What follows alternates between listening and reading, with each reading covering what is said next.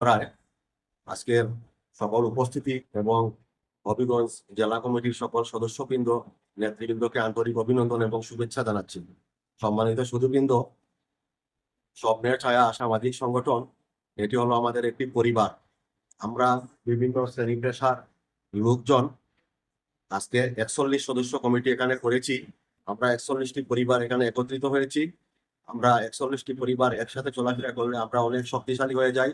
এখানে ডাক্তার রয়েছেন, ইঞ্জিনিয়ার রয়েছেন, কবি রয়েছেন, সাংবাদিক রয়েছেন, ফার্মাসিস্ট রয়েছেন, কৃষক রয়েছেন, আরো বিভিন্ন ধরনের শ্রেণী পেশার লোকজন রয়েছেন। অতএব আমরা অনেক বড় একটি পরিবার।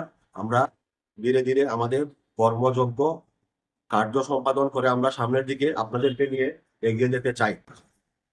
41 সদস্য বিশিষ্ট কমিটি নবীগঞ্জ উপজেলা শাখা কমিটি প্রকাশিত হওয়ায় আর এই সুন্দর একটা কমিটি নবীগঞ্জ থানাকে দেওয়ায় আমি স্বপ্নের ছায়া সামাজিক সংগঠন নবীগঞ্জ কেন্দ্রীয় কমিটি সফল নেতৃবৃন্দকে আমাদের পক্ষ থেকে আন্তরিক ধন্যবাদ ও মোবারকবাদ জানাচ্ছি এবং আমাদের নবীগঞ্জে যে এত সুন্দর একটা কমিটি দেওয়ার আমাদের পক্ষ থেকে তাদের খেলাফ শুভেচ্ছা জানাই। যেমন আমাদের এই স্বপ্নের ছায়া সংগঠনে যারা আমরা 41 সদস্য বিশিষ্ট যে সদস্য হয়েছি সবার পক্ষ থেকে কেন্দ্রীয় কমিটির সকলকে অভিনন্দন ও মোবারকবাদ।